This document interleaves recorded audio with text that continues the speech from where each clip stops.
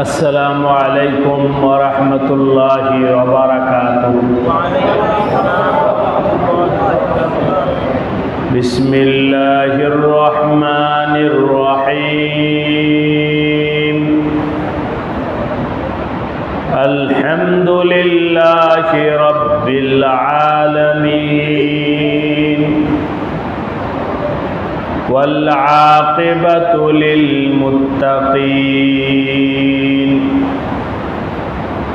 वस्सलातु वस्सलामु अला सय्यिदिल अंबिया'i वल मुरसलीन व अला आलिहि व अस्हाबिहि अजमईन।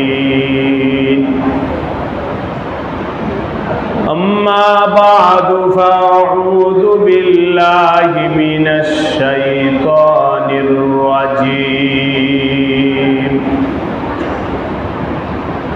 बिस्मिल्लाहिर रहमानिर रहीम।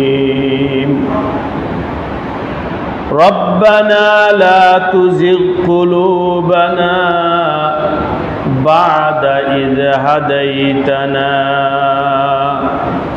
वहब लना मिन लदुनका रहमा इन्नका अंतल वह्हाब।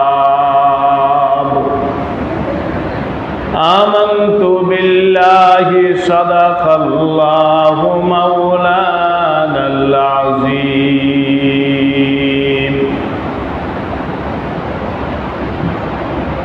मुंशीगंज सिराजदी खान कोला यूनियन उलामा परिषदेर उद्योगे आयोजित आजकेर এই মহতি इस्लाही महफिले उपस्थित हजरत उलामाए केराम, এই ইউনিয়নের জনপ্রতিনিধি জনাব চেয়ারম্যান সাহেব, মুরব্বিয়ানে কেরাম, যুবক ভাইরা, আল্লাহ রাব্বুল আলামিনের দরবারে অসংখ্য শুকরিয়া যে আল্লাহ রাব্বুল আলামিন মেহেরবানি করে আমাদেরকে আজকের এই মুবারক মজলিসে হাজির হওয়া তৌফিক দান করেছেন। সকলে শুকরিয়া আদায় করে বলি আলহামদুলিল্লাহ। আমার ভাই ও দোস্ত, আমি আপনাদের সামনে পবিত্র কোরআনে কারিমের সূরাতু আলে ইমরানের 8 নম্বর আয়াত তেলাওয়াত করেছি। এই আয়াতে আল্লাহ পাক যা বলেছেন সেই কথাটাই আপনাদেরকে বুঝানোর জন্য চেষ্টা করব। আল্লাহ তাআলা আমাদেরকে বুঝবার, মানবার, আমল করবার তৌফিক দান করেন। আমাদের নবী আলাইহিস সালাতু ওয়াস সালাম সারাক্ষণ উম্মতের হেদায়েত, উম্মতের কল্যাণ কামনায় সবসময় চিন্তিত ছিলেন। কিতাবের মধ্যে আছে, শামাইলে তিরমিজিতে আছে, নবী আলাইহিস সালাতু ওয়াস সালামের ব্যাপারে বর্ণিত আছে মুতাওয়াজিনুল আহজান। সব সময় আমার নবীজি চিন্তিত থাকতেন, পেরেশান থাকতেন, অস্থির থাকতেন। একজন আল্লাহর বান্দা যেন জাহান্নামে না যায়, কি করে উম্মতকে জাহান্নাম থেকে বাঁচানো যায়, এর জন্যে আমাদের নবীজি সারাক্ষণ চিন্তিত থাকতেন। এমনকি ভাই ও দোস্ত, রাত্রে তিনি শুইতেন, ঘুম আসতেন না, ঘুম আসতো না নবীজির। ডান কাত বাম কাত হতেন, কিছুক্ষণ পর পর উঠে যাইতেন। একবার নবী আলাইহিস সালাতু ওয়াস সালাম শুইছেন, কিছুক্ষণ পর উঠা নামাজে দাঁড়ায় গেছে। উম্মুল মুমিনিন হযরত আয়েশা বললেন, ইয়া রাসূলুল্লাহ, আপনি ঘুম থেকে উঠাই নামাজে দাঁড়ায় গেলেন, ওযু করবেন না? ওযু তো করলেন না। নবীজি বললেন, তানামু আইনায়া ওয়ালা তানামু কলবি আও কামা ক্বালা আলাইহিস সালাতু ওয়াস সালাম। আয়েশা শোনো, তুমি তো মাসলা জানো, কোন ব্যক্তি যদি শুয়া ঘুমায় তার ওযু ভাঙ্গিয়া যায়, ঠিক কিনা বলেন? কেউ যদি শুয়া ঘুমায় তাহলে তার ওযু ভেঙে যায়। নামাজ পড়তে হলে ওযু করো, ওযু কইরা নামাজে দাঁড়াও। কোরআন শরীফ যদি ধরতে হয় ওযু কইরা কোরআন ধরতে হবে। ওযু ছাড়া কোরআন ধরা যাবে না।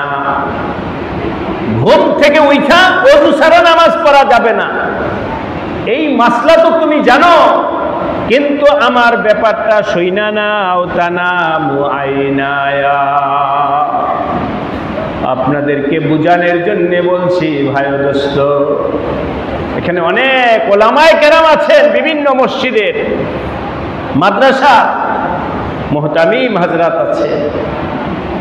নবীজি বলেন, আয়েশা তুমি দেখছো আমি ঘুমাইছি, আমার চোখ বন্ধ, আমার চোখ বন্ধ হওয়াটা তুমি দেখছো, কিন্তু আমার কলব দেখো নাই। আমার কলব ঘুমায় নাই, চোখ বন্ধ করে রাখছিলাম। আমি এটা বুঝাইতে চাইলাম, আমার নবীজি বেহুশ হয়ে ঘুমায় থাকতেন না দোস্ত। কেন? সারাক্ষণ চিন্তিত থাকতেন উম্মত কিভাবে জাহান্নাম থেকে মুক্তি পাবে, কিভাবে জাহান্নাম থেকে মুক্তি পাবে। বুঝানোর জন্য বলছি, কারো নামে ওয়ারেন্ট জারি হয়ে গেছে, যে কোনো সময় পুলিশ এসে অ্যারেস্ট করবে। ওই লোকটা যদি ঘরে শোয়, কিছুক্ষণ পর দিয়ে লাফ দিয়ে ওঠে, ঠিক কিনা বলেন? না জানি পুলিশ আইসা পড়লো, একটা আওয়াজ হইলেই লাফ দিয়া ওঠে, না জানি পুলিশ আসলো, না জানি অ্যারেস্ট হয়ে গেলাম, না জানি এই হইলাম, লাফ দিয়া ওঠে। দোস্ত, এই লোকটা যেমন বিভোর হয়ে ঘুমায়া পড়ে না, গাফেল হয়ে ঘুমায়া পড়ে না, আমার নবীজিও এইভাবে ঘুমাইতেন না। কাদের চিন্তায় বলেন? আমাদের চিন্তায়। বলেন কাদের চিন্তায়? আমাদের চিন্তায় নবীজি ঘুমাইতেন না, ঘুমাইতেন না, পেরেশান পেরেশান পেরেশান। চলতে চলতে আমি বিস্তারিত এই বিষয়ে আর আগে বাড়তেছি না। আমার আল্লাহ আয়াত নাজিল করলেন, লাআল্লাকা বাকিউন নাফসাক। হে আমার হাবিব, আপনি কি মানুষের হেদায়েতের পিছনে চলতে চলতে, খাওয়া নাই, ঘুম নাই, বিশ্রাম নাই, কিছু নাই, এভাবে চলতে চলতে, না খায়া থাকতে থাকতে, না ঘুমাইতে ঘুমাইতে আপনি কি নিজেকে ধ্বংস করে দিবেন? আজকে ঘটনাক্রমে এশার নামাজের দ্বিতীয় রাকাতে যেই সূরা পড়া হয়েছে, দোস্ত আমার আল্লাহ বলেন, ফাযাক্কির ইন্নামা আনতা মুযাক্কিরুল লাস্তা আলাইহিম বিমুসাইতির। হে আমার হাবিব, আপনি আমার বান্দাদেরকে ঈমানের দিকে দাওয়াত দেন, আমলের দিকে দাওয়াত দেন, কিন্তু লাস্তা আলাইহিম বিমুসাইতির, তাদেরকে ধইরা একেবারে জোর করে নিয়ে আসার দায়িত্ব আমি আপনাকে দেই নাই। আপনি দাওয়াত দিয়েছেন, যথেষ্ট। বলেন হেদায়েতের মালিক কে? আল্লাহ পাক আমার নবীকে সতর্ক করে বললেন, হে আমার হাবিব, দাওয়াত দেওয়ার দায়িত্ব আপনার, কিন্তু জবরদস্তি জোর কইরা হেদায়েতের পথে আনার দায়িত্ব আপনার না, আপনি পারবেনও না। ইন্নাকা লা তাহদি মান আহবাবতা ওয়ালাকিন্নাল্লাহা ইয়াহদি মান ইয়াশা। আল্লাহ পাক বলেন, আপনি যাকে চান সে হেদায়েতের পথে আসবে তা নয়, আমি আল্লাহ যাকে চাই সেই হেদায়েতের পথে আসবে। ঠিক কিনা বলেন? আজকে যে মজলিস, আমার বাড়িও মুন্সিগঞ্জ জেলায় দিঘির পার, এর নাম হয়তো আপনারা শুনে থাকবেন। আমি তো প্রতি সপ্তাহে 2-3 এই রাস্তা দিয়ে যাই, কিন্তু আপনাদের সাথে পয় পরিচয় না হওয়ার কারণে হয়তো কোনো দেখা সাক্ষাৎ হয়নি। এই রাস্তা দিয়ে প্রতি সপ্তাহেই আমার 1-2বার যাওয়া হয়। তো ভাই দোস্ত, আপনাদেরকে বলতেছিলাম এই এলাকার মানুষ ধন্য, এই এলাকার মানুষ ধন্য। স্বাভাবিকভাবে এই মুরব্বীরা ভালো বলতে পারবেন, আমাদের দেশে আগে হুজুরদেরকে দাওয়াত দিতে হতো। এখন বলেন তো আজকের মাহফিলে কারা দাওয়াত দিছে? হুজুরেরা আপনাদেরকে দাওয়াত দিছে। বলেন আল্লাহু আকবার। উলামায়ে কেরাম, ইমামগণ দাওয়াত দিছেন আপনাদেরকে, আসো আমরা একটু আল্লাহর দ্বীনের কথা বলি, যাতে করে আমাদের ঈমানটা একটু চাঙ্গা হয়, আমলের আগ্রহ হয়। এই জন্যে কোলা ইউনিয়নের ইমাম সাহেবগণ এই মজলিসটা বানানোর জন্য তাদের বসতে হয়েছে, পরামর্শ করতে হয়েছে। আমার এখন মনে নেই, একবার আমার কাছে গিয়েছিলেন ওনারা তারিখ চাওয়ার জন্যে, কিন্তু আমার তারিখের সাথে মিলে নাই। এরপরেও আজকের যে তারিখ, এই তারিখটাও আর 1 মাস আগে ওনারা ওই, আমি আপনাদের কোলাপাড়া মাদ্রাসায় মাসে একবার বুখারী শরীফ পড়ানোর জন্য একবার আসি, তো হুজুররা ওইখানে গেছে। আপনাদের জন্য কতটুকু দরদ ওনারা তো বলেনি।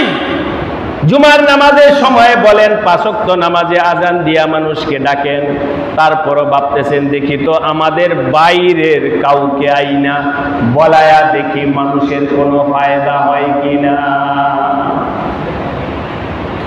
কেন ওনাদের ঠেকা কি? ওনাদের সমস্যা কি? ওনারা তো 5 ওয়াক্ত নামাজ পড়তেই আছেন।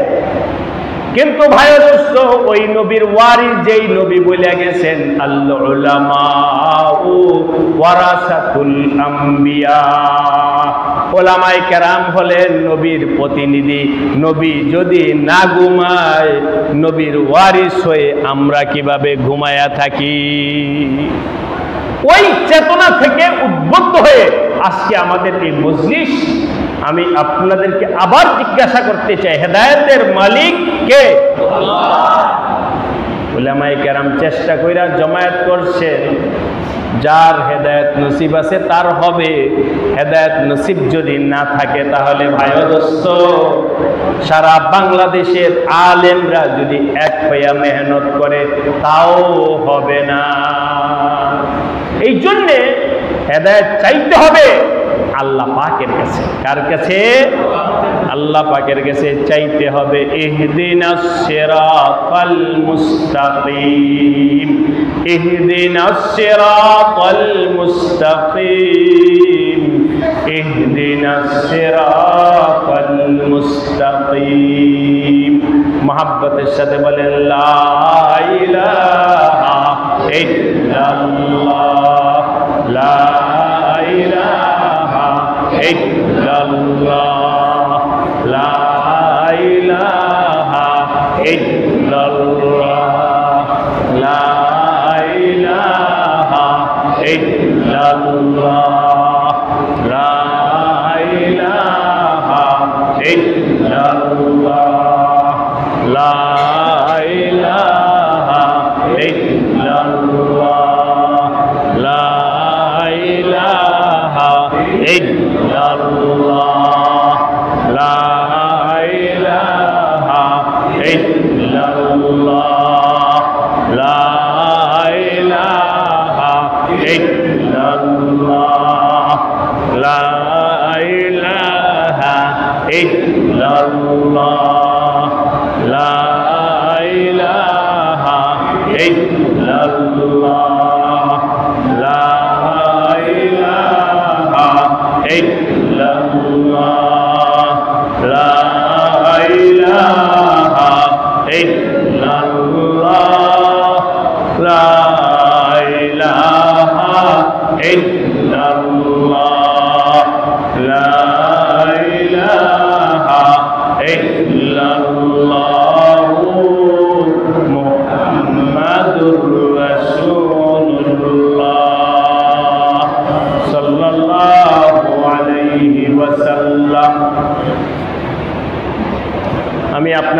সামনে দুইটা হাদিস শোনাবো আর এই আয়াতে তরজমা শোনাবো, এটাই আজকের আলোচ্য বিষয়। আল্লাহ, তবে সবার কাছে অনুরোধ করব একটু দিল দিয়ে শোনার জন্য, মন দিয়ে শুনলে ফায়দা হয়। আমার নবীজি যেহেতু বেকুল ছিলেন, অস্থির ছিলেন, একদিন নবী আলাইহিস সালাতু ওয়াস সালাম ঘোষণা দিলেন, আজকে আসরের নামাজ আগে হবে,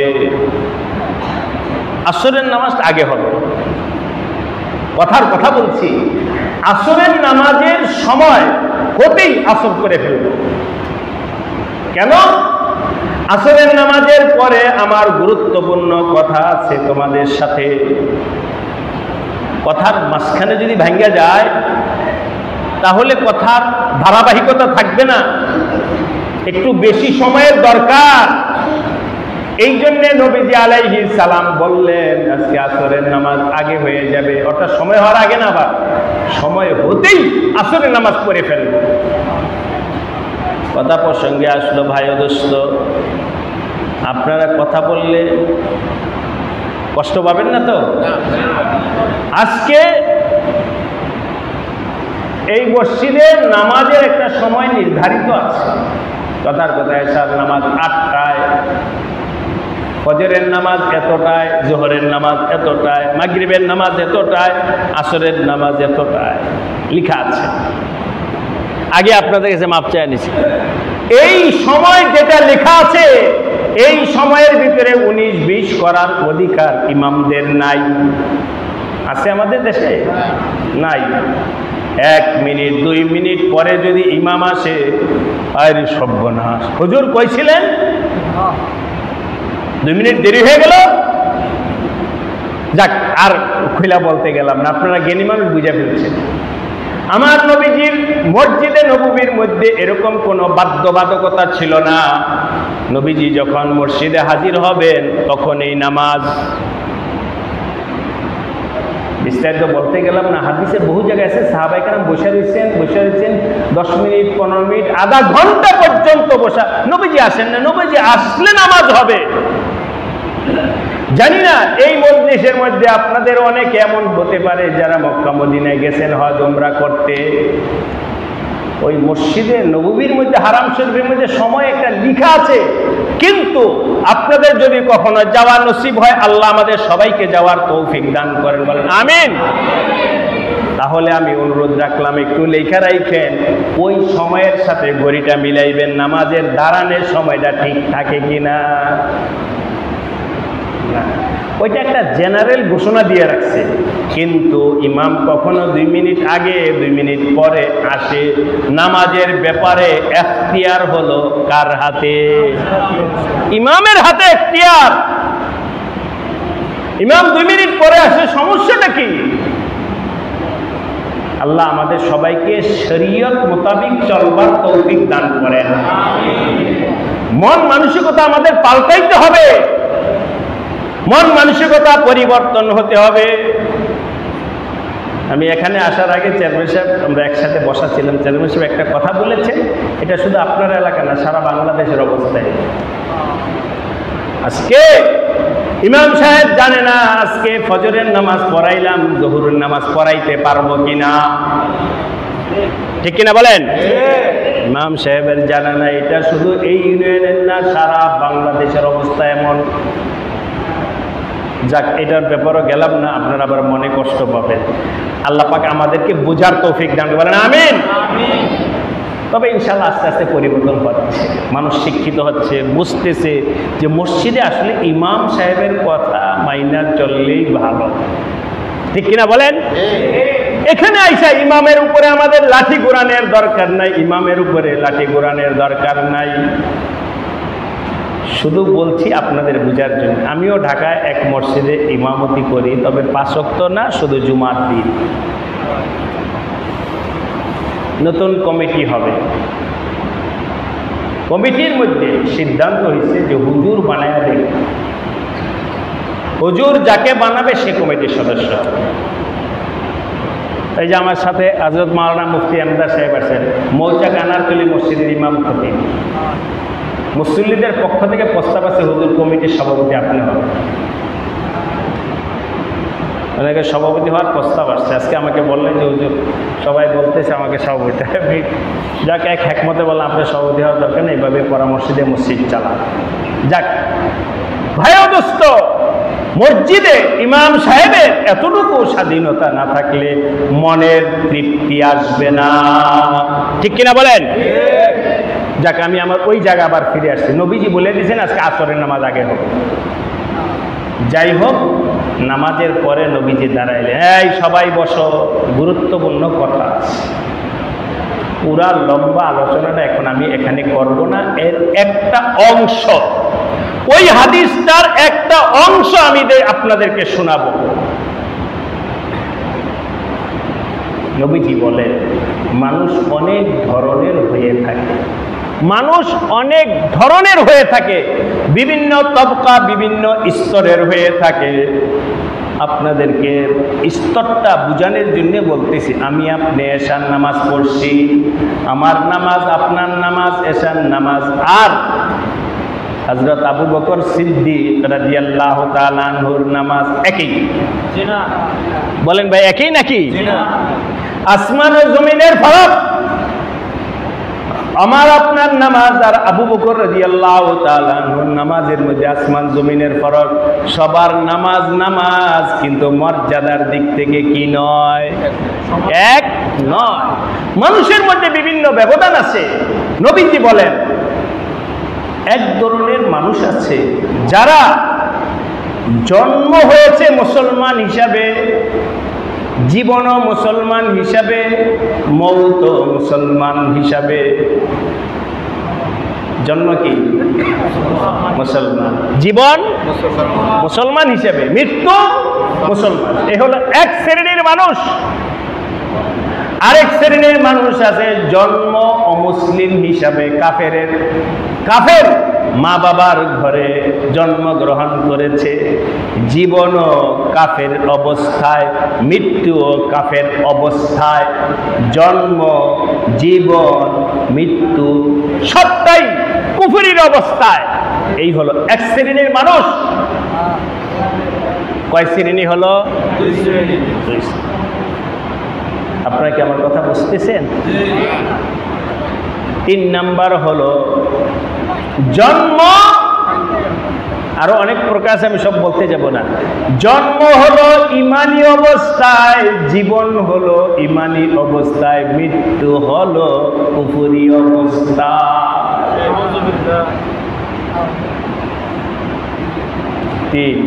4 নাম্বার হলো জন্ম কুফরি অবস্থায়, জীবন কুফরি অবস্থায়, মৃত্যু হলো ইমানি অবস্থায়।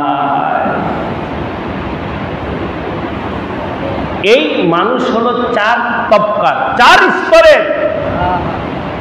যেমন উদাহরণ হিসেবে বলি, নবী আলাইহিস সালাতু ওয়াস সালামের চাচা আবু সুফিয়ান, নবী আলাইহিস সালাতু ওয়াস সালামের চাচা আবু সুফিয়ান জন্ম কুফরি অবস্থায়, জীবনও কুফরি অবস্থায়। শুধু জীবন কুফরি অবস্থায় না, অনেক যুদ্ধে সে মুসলমানদের বিরুদ্ধে সিপাহসালার ছিল, তার জীবনটাও কুফরি অবস্থায়। কিন্তু ভাই দোস্ত, কত বড় সৌভাগ্যবান, মৃত্যুর আগে মুসলমান হয়ে গেছে। এই হলো মানুষ 4 স্তরের মানুষ।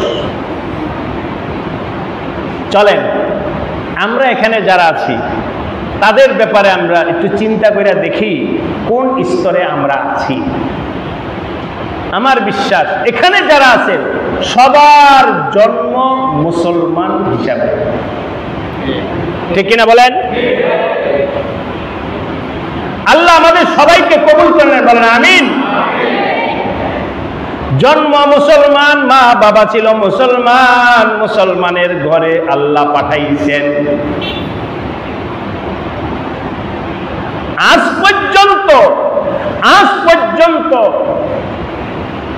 আমরা মুসলমান হিসাবেই আছি, বলেন আলহামদুলিল্লাহ। আপনারা খুশি না বেজার? আরেকবার বলেন আলহামদুলিল্লাহ। কিন্তু ভাই ও দোস্ত, আগামীকাল কি হবে কেউই বলতে পারবো না। আগামীকালের খবর জানা নাই, আগামীকাল কি হবে। আমার নবীজি বলে গেছেন কিয়ামতের আগে এমন অবস্থা মানুষের এত দ্রুত পরিবর্তন হবে, ইউসবিহুর রাজুলু মুমিনান ওয়া ইউমসি কাফিরা। সকাল বেলায় মুসলমান, বিকাল বেলায় কাফের হইয়া যাবে। এত মানুষের মধ্যে দ্রুত পরিবর্তন হবে। আল্লাহ আমাদের সবাইকে হেফাজত করুক, বলেন আমিন। তাহলে আমরা দুইটা নিয়ামত, আজ পর্যন্ত দুইটা নিয়ামত পাইলাম। একটা নিয়ামত হলো আল্লাহ মুসলমানের ঘরে পাঠাইছেন, আরেকটা নিয়ামত হলো আজ পর্যন্ত মুসলমান হিসাবে রাখছেন। তাহলে 3 নম্বরটা বাকি রয়েছে, বাকি হলো মুসলমান হিসাবে মওত। মুসলমান হিসাবে মওত যদি এটা হয়ে যায়, মুসলমান হিসাবে মওত হয়ে যায়, তাহলে আল্লাহ পাক আমার আপনার জন্য জান্নাত প্রস্তুত করে রাখছেন। এই মেহনতটা করতে রাজি আছি? কি অবস্থায় যাইতে চাই বলেন? ঈমান অবস্থায়, ঈমান অবস্থায়, ঈমান অবস্থায়। আল্লাহ পাক আমাদের সবাইকে ঈমানি হালাতে দুনিয়া থেকে বিদায় নেওয়ার তৌফিক দান করেন। এটার জন্য চেষ্টা করো। আল্লাহ তো চেষ্টা ছাড়াই দুইটা তবকা আল্লাহ পার কইরা দিয়েছেন। একটা হলো ঈমানি জন্ম, ঈমানি হালাতে জন্ম। দ্বিতীয় হলো ঈমানি হালাতে আল্লাহ আজ পর্যন্ত থাকতে দিয়েছেন। 3 নম্বরটার জন্য চেষ্টা করো ঈমানি হালাতে যেন মওত হয়, ঈমানি হালাতে যেন মওত হয়। চেষ্টা করতে রাজি আছি? তো হাত তুলে দেখেন কারা রাজি আছেন। আল্লাহ সবাইকে কবুল করেন, বলেন আমিন। ঈমানি মওত চাই, ঈমানি মওত চাই। এতটুকু এই কথাটা রাখলাম হাদিসটা। আরেকটা হাদিস বলবো, বইলে আমি আয়াতের দিকে আসি। নবীজি বলে, শোনো কিনা আগে দেখা হয়েছিল কোথাও, নবীজি সাল্লাল্লাহু আলাইহি ওয়াসাল্লাম বলেন, এক শ্রেণীর মানুষ, অন্য হাদিস বলতেছি, এই হাদিসটা এখানে অফ করে দিলাম। আরো লম্বা আলোচনা আছে, এদিকে আমি গেলাম না। অন্য হাদিসে আসছে, নবীজি বলেন, শোনো, কান লাগায় শোনো, এক ধরনের মানুষ এমন আছে যারা তার জীবনে নেক আমল করতে করতে করতে করতে এই পর্যন্ত চলে আসছে, একেবারে জান্নাতের দ্বার প্রান্তে চলে আসছে। এই তো মরলেই জান্নাত, এমন অবস্থায় চলে আসছে, সারা জীবন নেক আমল করতে করতে জান্নাতের দ্বার প্রান্তে চলে আসছে, মরলেই জান্নাত। কিন্তু হঠাৎ করে তার মুখ দিয়ে এমন কথা বের হয়ে গেছে দোস্ত, তার থেকে এমন আমল বের হয়ে গেছে, মৃত্যুর আগে সারা জীবনের উপার্জন সব শেষ হয়ে জাহান্নামে চলে গেল। আরেকবার বলেন নাউজুবিল্লাহ। আবার আরেক শ্রেণীর মানুষ এমন আছে, জাহান্নামের কাজ করতে করতে করতে করতে একেবারে জাহান্নামের দ্বার প্রান্তে চলে গেছে, মরলেই জাহান্নাম। কিন্তু হঠাৎ করে এমন একটা কথা সে বইলা ফেলছে, হঠাৎ করে এমন একটা কাজ কইরা ফেলছে, যে এই কাজের উপরে খুশি হয়ে আমার আল্লাহ তার জীবনের সব গুনাহ মাফ করে জান্নাত দান করেছে। এই হাদিস হিসাবে বুঝলাম মানুষ কয় ধরনের? 2 ধরনের। 2 ধরনের। ভাইয়া দোস্ত, এই হাদিস থেকে অনেক শিক্ষণীয় বিষয় আছে, অনেক বুঝার বিষয় আছে। এখানে 2 স্তরের মানুষ আছে। এই জায়গায় আপাতত এই জায়গায় 2 স্তরের মানুষ আছে। এক শ্রেণীর মানুষ আছে ভাইয়া দোস্ত, কাউকে ছোটখাটো করার জন্য আমি কারো হাত উঠেই তো বলবো না, হিসাবও করব না। হিসাবের মালিক কে? আমাদের কাছে কোনো হিসাব নিকাশ নাই।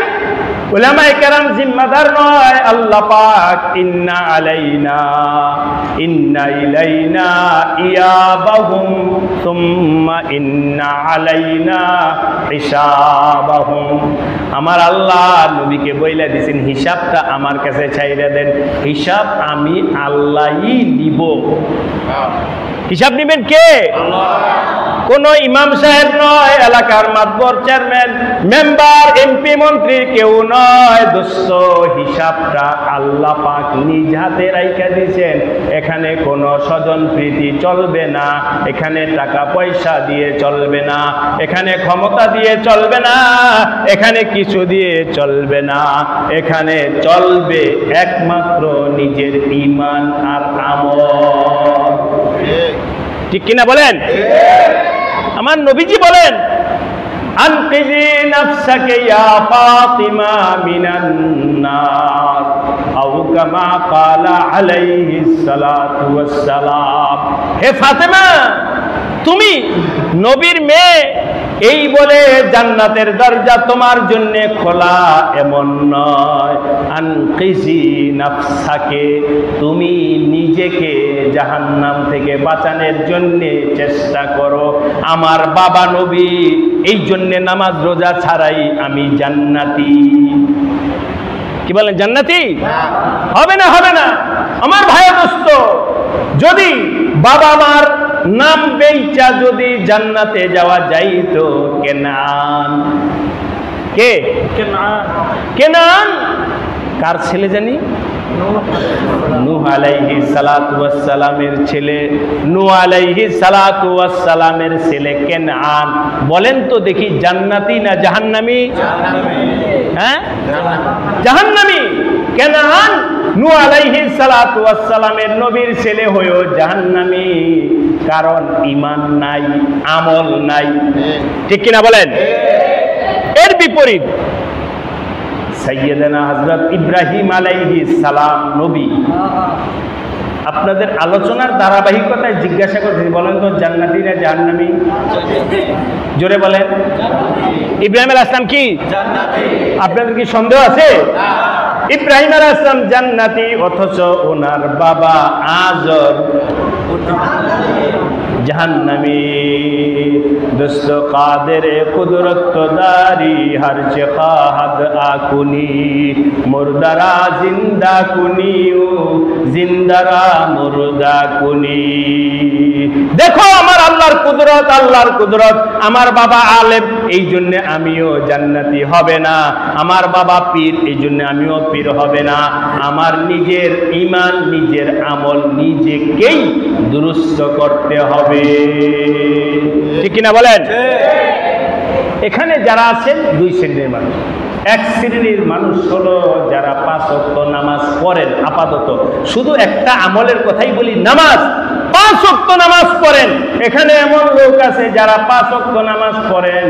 বাবাজিরা, আপনাদের কাছে আমি অনুরোধ কইরা বলি, হে নামাজি ভাইরা, নামাজ 5 ওয়াক্ত কইরা ফখর বাহাদুরি কইরো না। বাহাদুরির কিছু নাই। নামাজ পড়ার তৌফিক আমাকে দিছেন কে? মিন্নাত মনে কে খেদমতে সুলতা হামি কুনি। বাহাদুরি কইরো না। আরে মসজিদে মানুষ আসে নাকি? আমরা না গেলে মসজিদ দরজাই খুলতো না? না না। এ নামাজি ভাইরা, বাহাদুরি কইরো না, ফখর কইরো না, জানা নাই। এই যে মাত্র হাদিস শুনাইলাম, নেক আমল করতে করতে জান্নাতের দ্বার প্রান্তে পৌঁছে গেছে, তারপরেও জীবনের শেষ মুহূর্তে এমন কথা বের হইয়া যাইতে পারে যার দ্বারা সব আমল বরবাদ হবে। সুতরাং বাহাদুরি করার কিছু আছে? আল্লাহ আমাদের সবাইকে তাওয়াজু দান করবেন, আমিন। কেউ কখনো কোনো নেক আমল নিয়ে বাহাদুরি করবেন না। এটা হলো নামাজি ভাইদের কাছে আমার অনুরোধ, আমলওয়ালা ভাইদের কাছে অনুরোধ, নেক আমল নিয়ে বাহাদুরি কইরো না, বইলা বেড়ায়ও না, মানুষের কাছে বইলা দেখায়ও না আমি নামাজি, আমি হাজি, আমি অমুক, আমি তমুক, এগুলো বইল না। এগুলো সব দেখছেন কে? এক। দ্বিতীয় হলো যেই ভাইরা বাবাজিরা নামাজের উপরে এখনো পাবন হও নাই, মাঝে মধ্যে পড়ি মাঝে মধ্যে সুইটা যায়, তাদের কাছে আমার অনুরোধ থাকবে নৈরাশ হইও না, লা তাকনাতু মির রাহমাতিল্লাহ, নৈরাশ হইও না, আশা রাখো, আশা রাখো, এখনো সুযোগ আছে, নামাজ ধরো, নামাজ ধরো, আল্লাহর কাছে মাপ চাও, পিছনে নামাজ ছুইটা গেছে, এটার জন্য মাপ চাও, নৈরাশ হইও না, হেদায়েতের মালিক আমার আল্লাহ, যে কোনো সময় আল্লাহ তোমার জিন্দেগিটা পাল্টায়া দিতে পারেন, এই জন্য আমার আল্লাহর কাছে আশাবাদী হও, আল্লাহর কাছে আশাবাদী হও। দুই শ্রেণীর মানুষের কাছে দুইটা অনুরোধ রাইখা গেলাম, আল্লাহ আমাদের সবাইকে এর উপরে আমল করার তৌফিক দান করেন।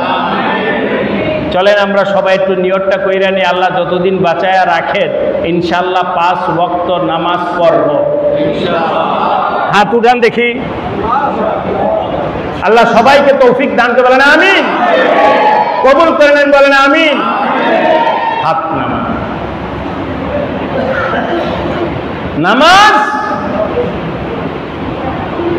ধনী গরিব, বৃদ্ধ যুবক, পুরুষ মহিলা, শহরের গ্রামের, আমির ফকির, সবার উপরে আল্লাহ নামাজ ফরজ করেছেন, ঠিক কিনা? এখানে কোনো ফারাক নাই। এখানে মাশাআল্লাহ আমার যুবক ভাইরা আছে, স্কুল কলেজ ইউনিভার্সিটিতে পড়ো, বুঝা নাও তোমাদের উপরও মোটামুটি নামাজ ফরজ হইয়া গেছে। আল্লাহ সবাইকে নামাজি হওয়ার তৌফিক দান করে। আচ্ছা আমি এবার আয়াতের দিকে আসি, ওই শুরু কথাটা বইলা এরপরে আয়াতের দিকে আসি। নামাজ না ইমানি হালাতে মৌত, ইমানি হালাতে মৌত, ইমানি হালাতে মৌত হোক, এটা কে কে চান? আল্লাহ সবাইকে কবুল করেন আমিন। আর এটাই আমার জীবনের সবচেয়ে বড় পাওনা।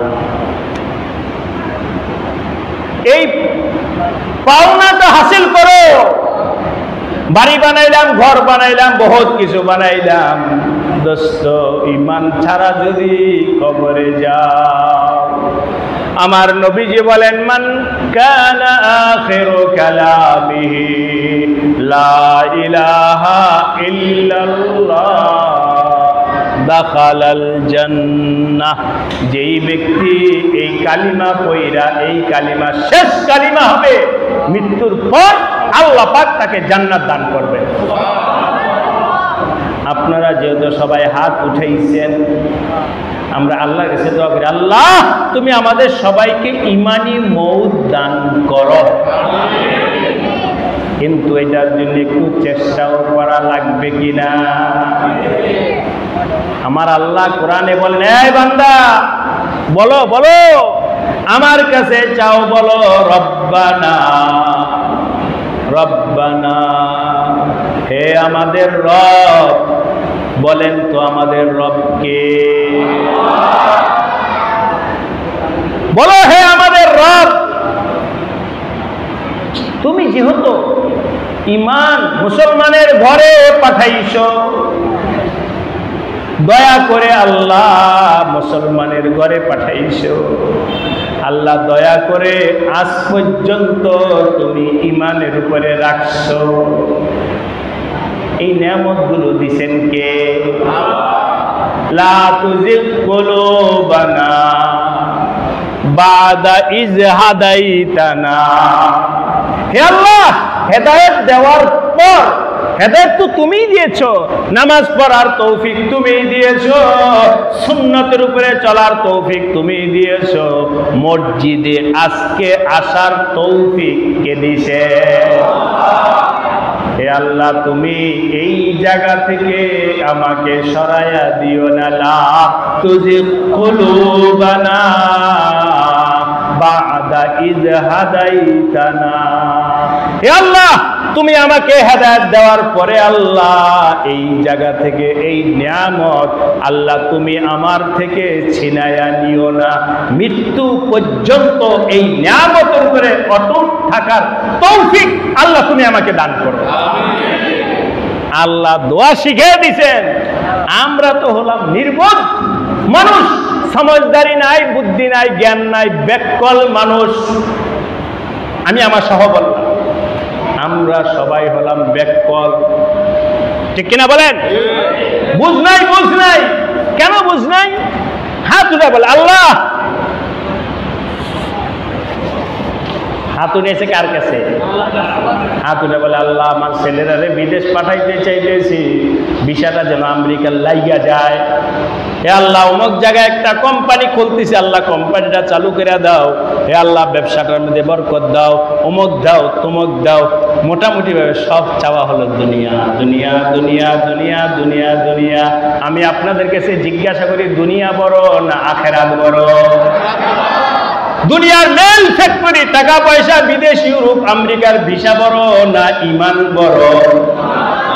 হাত উঠায়া কোনোদিন কি বলছো আল্লাহ তুমি আমার ইমানটা পরিপূর্ণ কইরা দাও?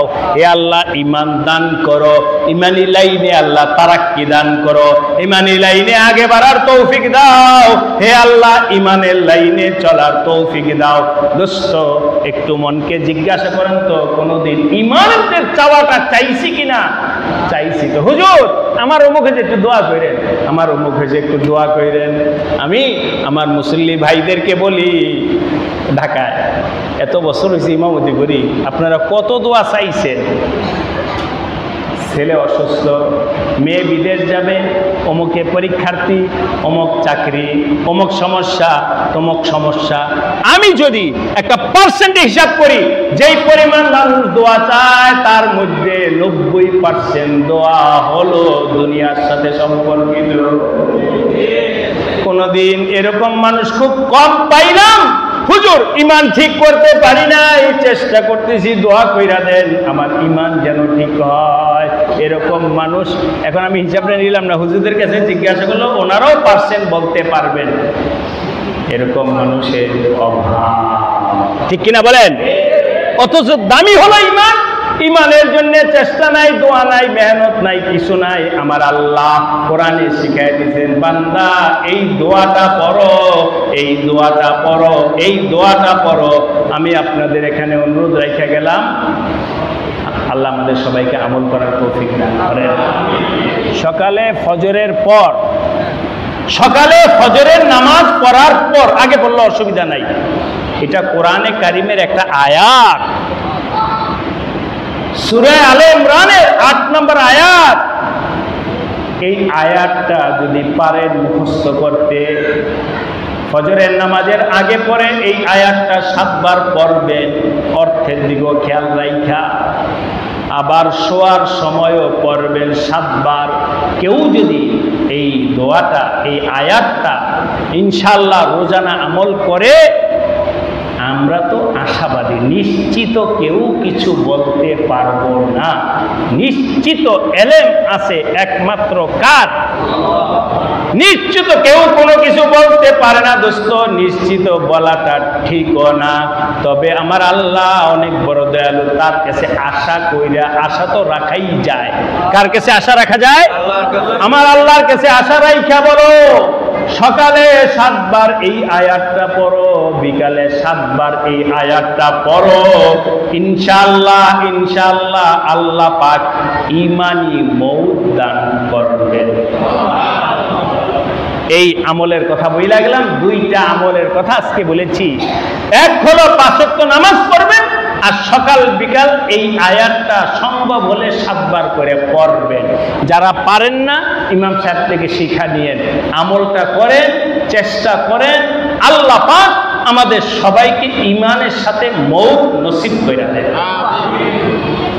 আর একটা কথা বলবো, এটা আমার আলোচনার বাইরে, আমাদের চেয়ারম্যান সাহেবের কথা থেকে বলতেছি। অনেক ভালো লাগছে ওনার কথাটা। আজকে আমাদের সমাজ, এর যুবক যুবতীরা মাদকতার ভেতরে পইরা ওদের জীবন যৌবন দুনিয়া আখিরাত সব নষ্ট করতেছি। দেশ গ্রামে কম দেখা যায়, যেহেতু ঢাকায় থাকে এই জন্য ঢাকা শহরটা বেশি নজর আসে। ঘটনাক্রমে আল্লাহ পাক মালিক আজকে এখানে আসবো, এটা তো আমি সকালে ফজরের নামাজের পর বাসা থেকে মালিবাগ মাদ্রাসায় যাই, ফজরের পরে ক্লাস আছে, ছাত্ররা মাদ্রাসা থেকে আসে নিয়ে যাওয়ার জন্য। রাস্তার এপার ওপার পার হইতেছি, রাস্তার মাঝখানে, আপনারাও ঢাকা শহরে গেলে দেখবেন এখন অনেক জায়গায় আছে বস্তিগুলো ভেঙে দিছে। ভেঙে দেওয়ার কারণে ওরা কোথায় থাকবে? তো ওই রাস্তার মাঝখানে শুয়ে থাকে। যেখানে ব্রিজ আছে, ব্রিজের নিচে ঘর দরজা না, এমনি পয়রা থাকে। আমাদের মালিবাগ যেই রাস্তাটা দিয়ে আমি পার হয়ে যাই, এই রাস্তার মাঝখানে কিছু ইয়ং বয়সের ছেলে, ওরা কি জানি খায় প্যাকেটের মধ্যে, বইরা জানি না কি জানি কি বলে আল্লাহ।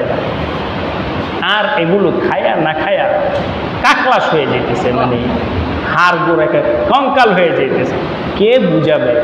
একদিন এই হুজুরকে আমি বলছি যে ছেলেটা না খায়, দেখতে মায়া লাগতেছে, এই 100 টাকা দিয়ে ওই ছেলেটা নাস্তা খাওয়ায় আস, যাও নাস্তা খায় আস। তো ওরা ওই টাকা দিলে নাস্তা খাবে না, এটা দিয়ে ওই যে ওগুলো খাবে প্যাকেটে গাঁজা না কি জানি বলে, এটার একটা রাবার জাতীয় কি এইটা খাবে। যাই হোক, আজকে আমার এক ছাত্র মাওলানা তাকে বললাম, বাবা শোনো, হেদায়েতের মালিক তো আসলে কে? বলেন হেদায়েতের মালিক কে? এই শ্রেণীর মানুষটাকে সবাই দেখা ঘৃণা করে, ওদের সাথে কেউ কথা বলতে চায় না। কাপড় চোপড় না পাক, কাপড়ও নাই, খাওয়া দাওয়া কি করে না করে, এদের সাথে কেউ স্বাভাবিকভাবে কথা বলতে চায় না।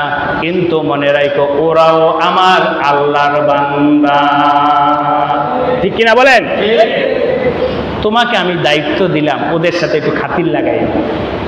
দেখো না বাবা, চেষ্টা করতে তো অসুবিধা নাই, এদের সাথে খাতির লাগাও, বুঝাও, সমঝাও, এদেরকে এখান থেকে ফিরানো যায় কিনা চেষ্টা করো। আমাদের চেষ্টাটা আমরা করি, হেদায়েতের মালিক তো আমার আল্লাহ। আজকে আমি একজনকে দায়িত্ব দিছি ওদেরকে সাথে কথা বলার জন্য। হেদায়েতের মালিক আল্লাহ, এটার একটা ছোট্ট ঘটনা বলতেছি। দেখেন আল্লাহ কিসের থেকে কি করতে পারে, বলার উদ্দেশ্য এটা। যদি এই সমাজেও এমন লোক থাকে, তাদেরকে আপনার ঘৃণা কইরেন না, তাদেরকে বুঝানো, সমঝানো, প্যার মহব্বতের সাথে বুঝানোর চেষ্টা কইরেন। চেষ্টাটা আমরা করবো কিনা বলেন? রাজি আছি ভাই? চেষ্টা করবো। আর হেদায়েত ছাইড়ে দেবো কার হাতে? উনি যেদিন চাবে ওই দিন হবে। কিন্তু আমার চেষ্টাটা আমি করি, এই শ্রেণীর মানুষকে ঘৃণা করে সবাই ফালায় দিয়ে না, সবাই ফালাই করা যাবে কোথায়? আল্লাহ হাকিমুল উম্মত হযরত আশরাফ আলী থানভী রাহমাতুল্লাহ আলাইহি অনেক বড় ডাক্তার ছিলেন, রুহের ডাক্তার। এগুলোই ভাই দোস্ত আমাদের কাজ, মানুষের জিন্দেগির মোড় পাল্টায় দেওয়া। যেহেতু প্রচণ্ড গরম, আপনাদেরও কষ্ট হচ্ছে, এই জন্য আমি কথা লম্বা করছি না। হিন্দুস্তান ভারতের একজন কবি ছিল, জাতীয় কবি, নাম হলো জিগার। সে হঠাৎ করে শিক্ষিত মানুষ, কিন্তু সে মদ খাইত।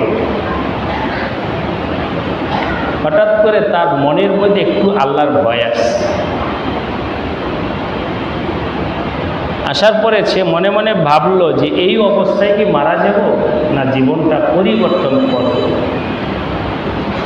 তার জীবন পাল্টানের একটা চিন্তা ফিকির আসলো জিগারের। আল্লাহ, এই অবস্থায় মারা গেলে জাহান্নামের আগুনে যাওয়া লাগবে, জীবনটা একটু পাল্টানের দরকার। কিন্তু আপনারা জানেন, মানুষের মনের মধ্যে অনেক সময় ভালো নেকামল আসে, কিন্তু ইচ্ছা করলেই করতে পারে না। জিগার তো শিক্ষিত মানুষ, সে এই জগৎ থেকে বের হয়ে আসতে চায়, কিন্তু একা একা তো বের হওয়া যায় না। কি করব? সে তার এক বন্ধুকে বলল, বন্ধু, আমি তো আমার জীবনটা পাল্টাইতে চাই, কিন্তু তুমি বলো কি করলে আমার জীবনটা, আমি নেশা ছাইরা আমার জীবনটা আমি পাল্টাইতে পারি, তুমি আমাকে একটা পরামর্শ দাও। ওই বন্ধু বলল, দোস্ত তুমি যদি আসলেই তোমার জীবন পাল্টাইতে চাও তাহলে তোমাকে একটা হাসপাতালের ঠিকানা দিতে পারি, হ্যাঁ যাও। আচ্ছা বলো, থানা ভবন মাওলানা আশরাফ আলী থানভী আছে, তার কাছে যাও, ইনশাল্লাহ তার কাছে গেলে তোমার জীবন পরিবর্তন হয়ে যাবে। যাও যাও তার কাছে। কিন্তু জেগার বলতেছি, ভাই শুনো, আমারও তো মন চায় সেখানে যাইতে, কিন্তু গেলেই তো মাওলানা আশরাফ আলী থানভী বলেন মদ খাইতে পারবা না, কারণ মদ খাওয়া কি হারাম। আমি এতদিন মদ খায় অভ্যস্ত হয়ে গেছি, এখন উনি হঠাৎ করে বললেই কি আমি ছেড়ে দিতে পারবো? আস্তে আস্তে ছাড়তে হবে। কথার কথা, যারা দিনে 1 প্যাকেট সিগারেট খায় তারা যদি সিগারেট ছাড়তে চায় তাহলে 1টা কমাইবো, 2টা কমাইবো, 3টা কমাইবো, কমাইতে কমাইতে এক পর্যায়ে ছাড়বে, হঠাৎ করে ছাড়তে পারবে না। তো আমাকে হুজুর তো মদ ছাড়তে বলবো, আমি তো হঠাৎ করে মদ ছাড়তে পারবো না, তো সময় দিতে হবে। উনি তো মনে হয় না আমাকে সময় দেবে। সংক্ষেপে বলছি, ঘটনাটা একটু লম্বা, হযরত উলামায়ে কেরাম জানেন, কিতাবের মধ্যে আছে। তুমি একটু অনুমতি নিয়ে আসো, হুজুর যদি আমাকে অনুমতি দেয়, ঠিক আছে তুমি আস্তে আস্তেই পথে আসো, তাহলে আমি যাব। হাকিমুল উম্মত হযরত আশরাফ আলী থানভীর কাছে যখন এই কথাটা আসছে যে হুজুর জায়গার পরিবর্তন করতে চায়, উনি বলেন অবশ্যই অবশ্যই যাও, নিয়ে আসো তাকে। এমনকি হযরত থানভী বললেন, জেগার যদি আমার কাছে আসে তাহলে তাকে আমি মাদ্রাসায় রাখবো তা নয়, বরং তাকে আমার বাসায় একটা রুম খালি কইরা আমার বিশেষ মেহমান হিসেবে তাকে আমি রাখবো। যাও নিয়ে আসো। দেখছেন, আল্লাহওয়ালারা দোস্ত গুনাহগারকে ঘৃণা করে না, গুনাহকে ঘৃণা করো, গুনাহগারকে নয়। দুইটার মধ্যে ব্যবধানটা আপনারা বুঝছেন কিনা? কাকে ঘৃণা করব? গুনাহকে। কাকে? কাকে নয়? গুনাহগারকে ঘৃণা করো না, গুনাহগারকে ঘৃণা করো না, গুনাহকে ঘৃণা করো। যাও জিগারকে নিয়ে আসো। জিগার হযরত থানভী রাহমাতুল্লাহ আলাইহি এই কথা শুনি না যে আমাকে, আমার মতো একজন গুনাহগার আর হযরত মাওলানা আশরাফ আলী থানভীর মতো এত বড় আল্লাহর ওয়ালা, আল্লাহওয়ালা, এত বড় আলেম, সে তার বাড়িতে আমাকে থাকতে দিবে? আমি তো ওই বাড়িতে ঢোকারই যোগ্য না। একটু আগে বলেছি হেদায়েতের মালিককে। সুইচটাই যে ভাই তাকান, কলবের সুইচটা ঘুরাই দিলেই তো হয়ে গেল। এই কলবের সুইচ ঘুরাইতে পারেন কে? আল্লাহ পাক মুহূর্তের মধ্যে হযরত থানভী রাহমাতুল্লাহ আলাইহির দোয়ার বরকতে জিগারের কলবের মোড়টা আল্লাহ ঘুরাইয়া দিছে। না, জীবনে এখন তওবা করলাম, আর জীবনে কোনোদিন আর মদ খাবো না। সোহবতে সালেহ তোরা সালেহ কুনাত, সোহবতে তালেহ তোরা তালেহ কুনাত, এক জমানা সোহবতে বা আউলিয়া, বেহতের সদ সালে তাআত বেরিয়া।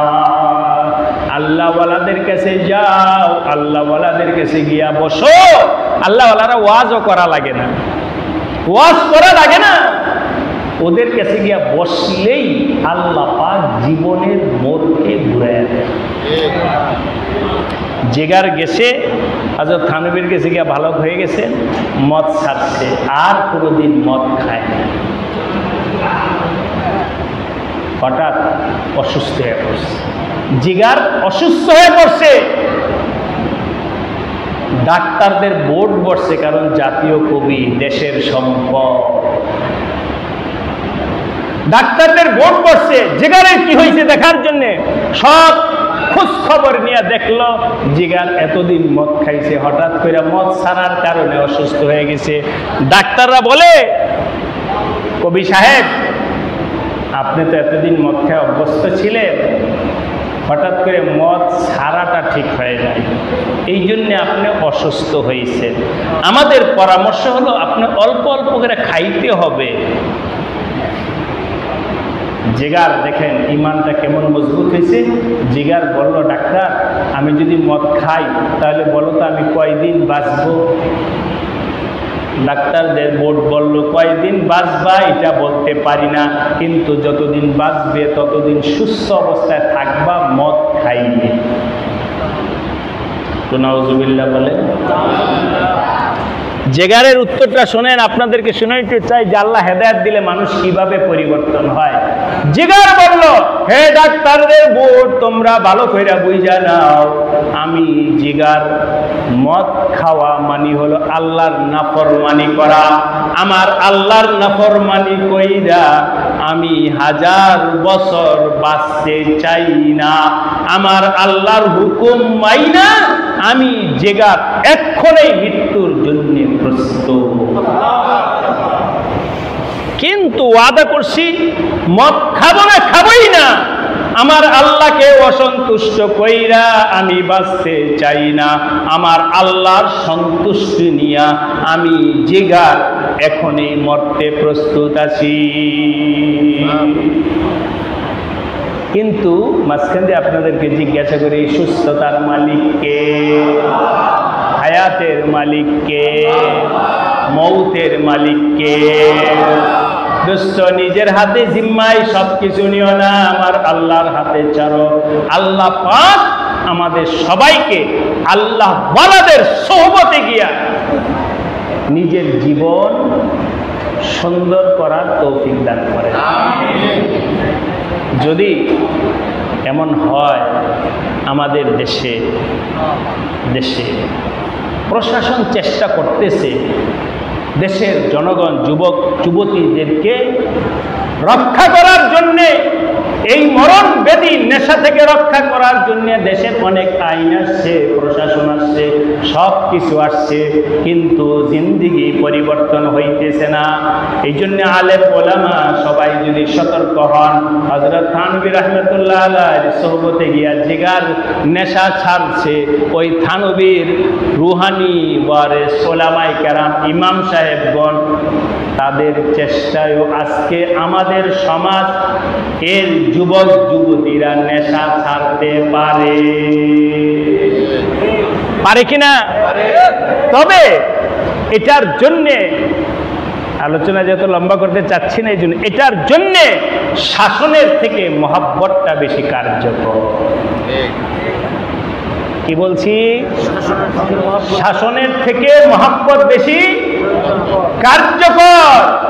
আজকে অমুক করলে কথার কথা বাড়ি থেকে বের করে দিব, এই করব সেই করব, এটা না করে প্যার করো, মহাব্বত করো, জোড়ো, মহাব্বতের সাথে তার জিন্দিগিটা পাল্টানোর জন্য চেষ্টা করো। কথার কথা, কোনো ছেলে যদি এরকম নেশার সাথে জড়িত হয়ে থাকে, ওই ছেলেটাকে নিয়ে 3 দিন আল্লাহর রাস্তায় বের হয়ে যাও, 3 দিন তবলিগে চলে যাও, 3 দিন আল্লাহর রাস্তায় বের হয়ে যাও, 3 দিন কোনো আল্লাহ ওয়ালার সোহবতে চলে যাও, 3 দিন কোনো খানকাহে চলে যাও, 3 দিন কোনো আলেমের সান্নিধ্যে চলে যাও, 10 দিনের জন্য জামাতে বের হও, চিল্লায় বের করো। ইনশাআল্লাহ আমি আশাবাদী, আমাদের যে সমস্ত ছেলে মেয়েরা এই সমস্ত অন্যায় কাজে জড়ায়া গেছে, তাদেরকে প্যার মহাব্বতের সাথে যদি এই কাজটা করা যায়, নিজের কাছে নিয়ে আসো, তাহলে ইনশাআল্লাহ দেশের মধ্যে পরিবর্তন আসতে পারে কিনা ভাই বলেন? এটা তো অকয়া শুনাইলাম হযরত থানভী রাহমাতুল্লাহ আলাইহি। আমি একজন ছোটখাটো মানুষ, অযোগ্য নালায়েক সব দিক থেকে, কিন্তু আল্লাহর ফজলে আগেই বলছি হেদায়েতের মালিক কে? কিন্তু চেষ্টাটা তো আমাদের করতে হবে।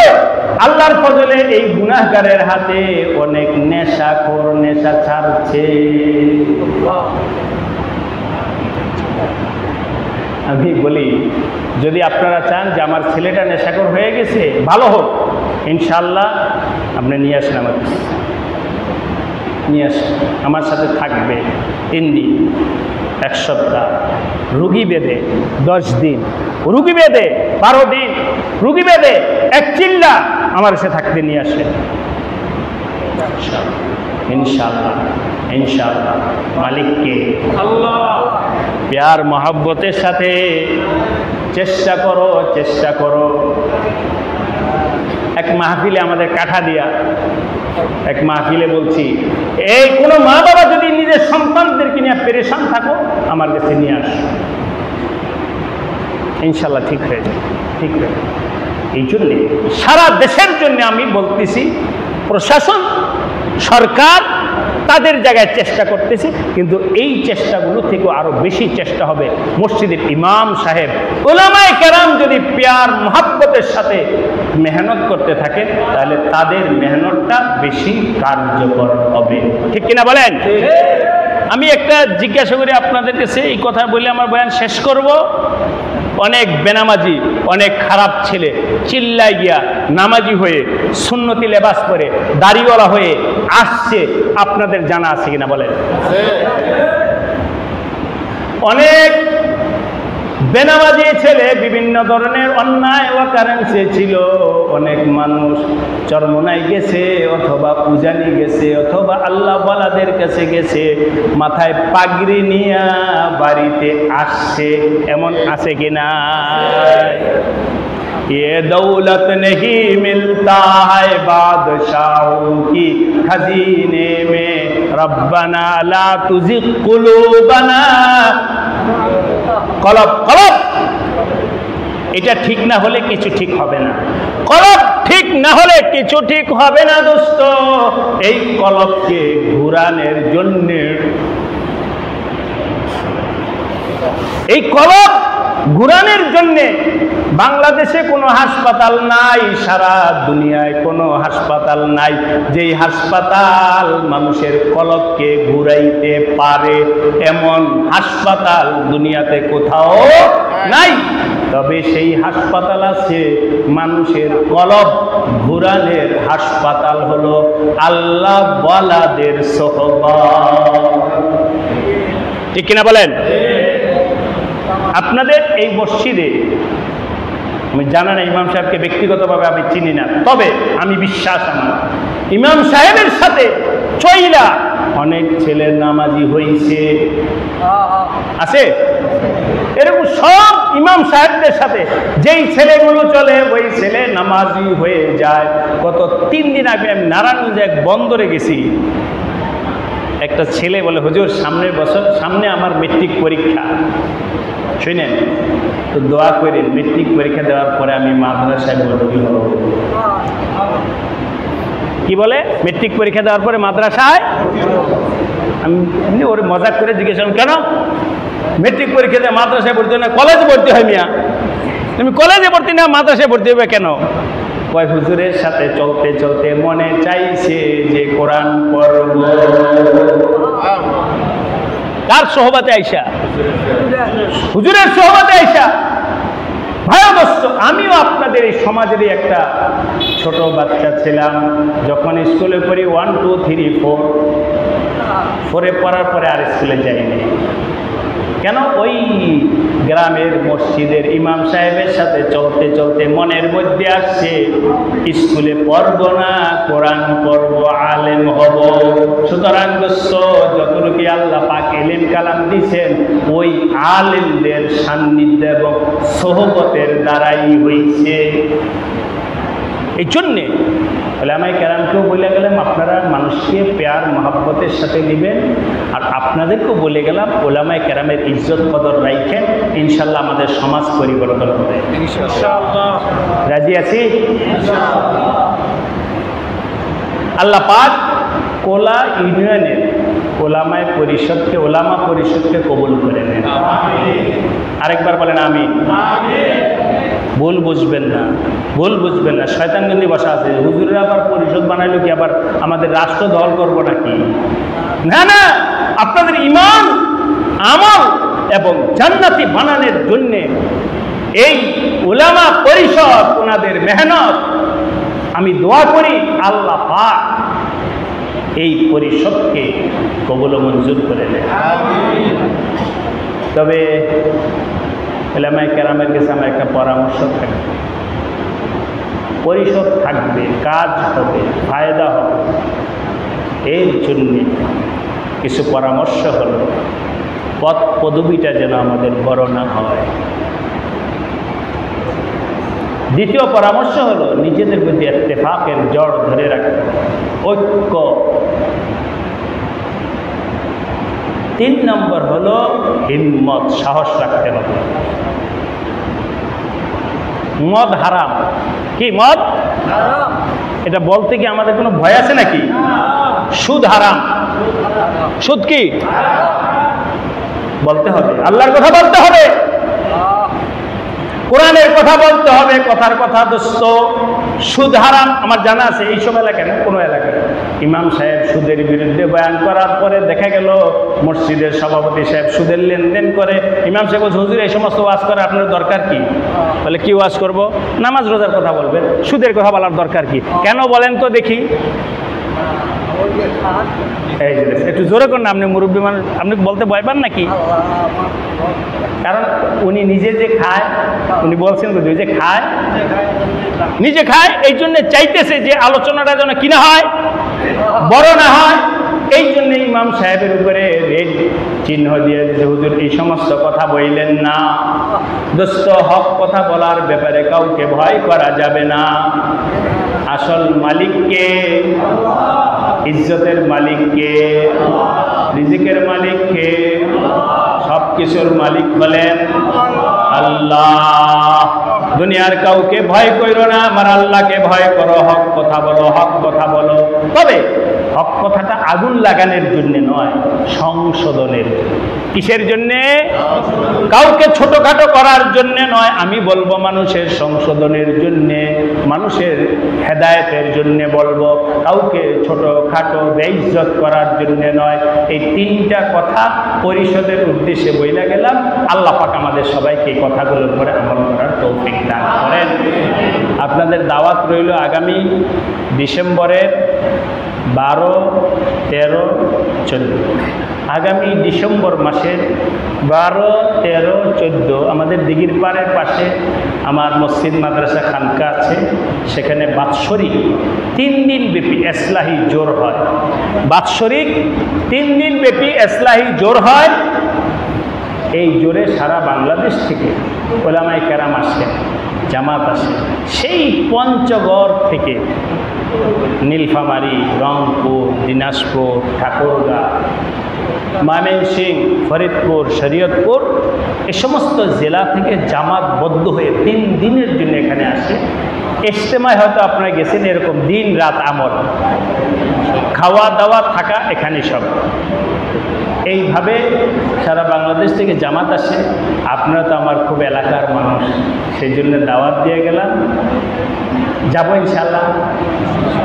তো হাত উঠান তো দেখি কারা যাওয়ার নিয়ত রাখেন। আল্লাহ সবাইকে তৌফিক দান করে। আমি চেয়ারম্যান সাহেবকে দাওয়াত দিয়েছি, উনি বলছে আমার হুজুরা নিয়ে গেলে আমি যাব। একটু গিয়া দেখা যাবে। আর ইমাম সাহেব হুজুরদের কাছে একটা অনুরোধ রাখলাম, প্রতি মাসে ওই দিঘির পারে শেষ বৃহস্পতিবারে সবগুজারি হয়, খানকাহি জিকির আমলের সবগুজারি হয়। আপনারা একটু দেখার জন্য যাবেন, দোয়া দেওয়ার জন্য যাবেন যদি সম্ভব হয়। আলহামদুলিল্লাহ, আল্লাহর ফজল বলছি, অত প্রতি মাসে প্রোগ্রামে এর থেকে ডাবল 3 ডাবল মানুষ হয়। এবং এটা বলছি আপনাদেরকে ছোট করে এক ব্যাপারে কেউ কথা বলে, এটা বয়ান শেষ করেছে, একটু কথা শুনে। আমাদের ওই অঞ্চলটা টঙ্গিবাড়ি, এই অঞ্চলটা যখনই আমি যাই সপ্তাহে 2-1 বার যাওয়াই হয়। আগামীকাল আমার প্রোগ্রাম হলো বাংলা বাজার, মানে মুন্সিগঞ্জ সদর থানা একেবারে শেষ প্রান্ত বাংলা বাজার। এভাবে প্রতিদিনই আমার প্রোগ্রাম টঙ্গিবাড়ি মুন্সিগঞ্জে হতে থাকে। ওইসব এলাকায় আলহামদুলিল্লাহ আল্লাহ পাকের মেহেরবানিতে, ওলামায়ে কেরামের মেহনতে সাপ্তাহিক মাসিক প্রোগ্রাম হলে তো এরকম মসজিদ ভরপুর হয়ে যায়। আপনার একটু দেখার জন্য ওইদিকে আসেন, যখন প্রোগ্রাম হয় দেখার জন্য আসেন। ইনশাল্লাহ এখানেও শুরু হয়েছে, আল্লাহ চাহে তো এখানেও হবে। হবে কিনা ইনশাল্লাহ? সবার জন্য সহযোগিতা যদি থাকে, ওলামায়ে কেরাম কাজ শুরু করছেন, এই এলাকায়ও হবে। প্রত্যেকটা মসজিদে যেন ইমানি আমলি কথা চলতে থাকে, মানুষ হেদায়েতের কথা শুনতে থাকে, ইনশাআল্লাহ একসময় আল্লাহ পাক মানুষের দিলকে পরিবর্তন করবেন। আল্লাহ পাক আজকের মজলিসকে কবুল করে নেন, আমাদের সবাইকে আমল করার তৌফিক দান করেন, সকল ধরনের ফিতনা ফাসাদ থেকে আল্লাহ পাক হেফাজত করেন।